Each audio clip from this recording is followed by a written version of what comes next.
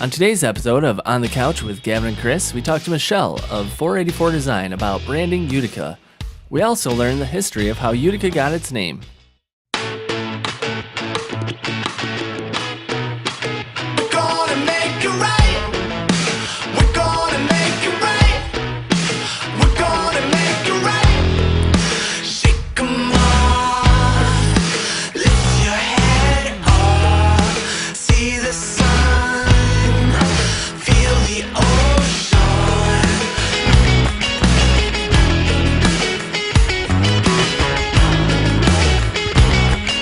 Welcome back to On the Couch with Gavin and Chris. Today we're talking about Utica neighborhood branding with Michelle Truett. So yeah, Michelle, how's it going? Hi, how are you guys? Good to see you. Welcome to On the Couch. This is the couch where it all started, right? Yes. Green Couch well, Studios? That one, yeah. This one, okay, Yeah. gotcha. I get the special one. Thanks for having me, guys. You got the Appreciate good it. one. Yeah. No problem. No problem. Welcome. So, we're here talking about Utica neighborhood branding. Yep. And that is something you've been doing a lot of lately, Yep, right? kind of a new thing we've embarked on for the past couple of years. And, you know, I'm working with Rusta Green, which is part of Cornell Cooperative Extension.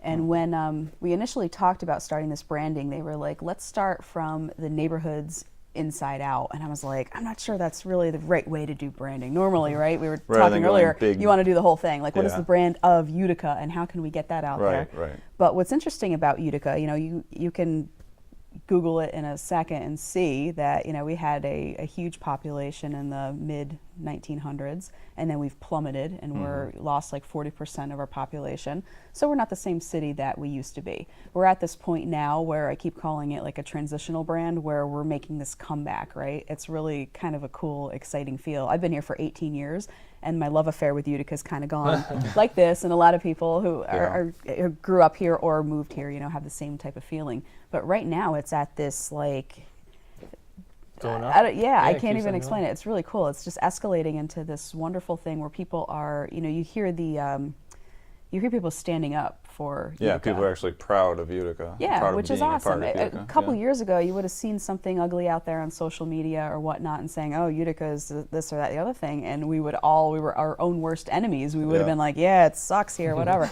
But now people are like, don't you talk bad about my city, you know?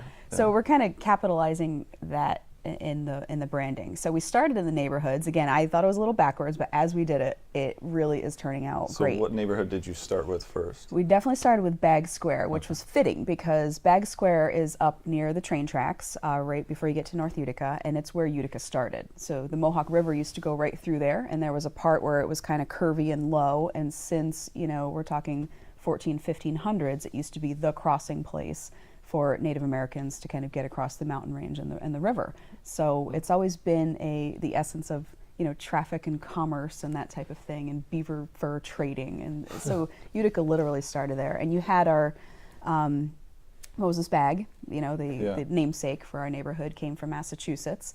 And it was funny because he actually came through in 1793, and he looked and he's like, maybe not. And he kept going. And he spent the winter kind of up in middle settlement, it was called at the time. And then he decided to come back. So we're kind of glad he did. He opened up a blacksmith shop, and he just kind of He started a hotel too, right? Yep. He saw the commerce and the people and everything, and he goes, I'm going to capitalize on that. And he made a small wooden structure, which then turned into a 2-story small wooden structure. And in there was a tavern. And that was where I think it was 13 guys came together to name the city. And they couldn't agree on anything, so they put names in a hat, and the winner was Utica. Yeah, which is great. Yeah. So needless to say, we did the first branding in Bag Square, and the process of it is building it from the ground up. So we needed to talk to the people about what was important, and that is always important in branding, whether you're doing it for a corporation, a startup, a small business, a person, or a neighborhood, right? So you did a branding survey, or a survey about the area? Yep. We actually, the first thing we did was we did 30 stakeholder interviews. So we talked with people who had businesses or buildings there, who were executive directors of the nonprofits that are there, large employers, and we talked to people who, a good one is Bob Pellegrino, who had his business there since the 1960s and has seen that neighborhood ebb and flow over the years. So we talk to folks who might not have a physical stake in it anymore, but they've got an emotional connection to get the feel of it. What are they looking for? How do they want to see their neighborhood developed? What are some of the obstacles as they see it as business owners? And so we got that, and from there we craft a public survey. So we let the public let us know what was important. Nice. So you have Bank Square down. You're doing that. Yeah.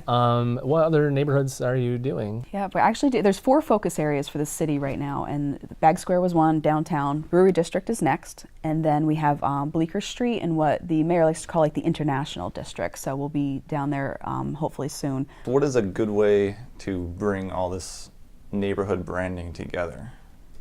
Yeah, and how do we elevate it to the next level? Yeah, how does it go from just individual neighborhoods to the whole of Utica being this whole branded thing? That's a good question. I think, working individually in the neighborhoods, Bag Square has a formal board. Downtown has a more informal group. The Brewery District is getting one together.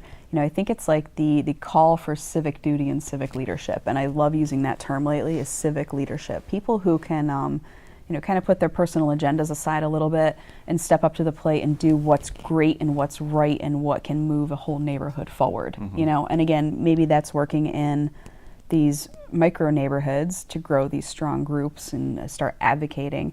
And then hopefully in a couple years we'll be branding the entire city. There was a great analogy I read in a placemaking branding book while I was doing all of this stuff. And it said that branding a city or a place is kind of like branding the branding of a Major League Baseball game. So beforehand, all the hype and all the media is about like maybe a Derek Jeter, right? Or like maybe one of the players, maybe the pitcher and the catcher.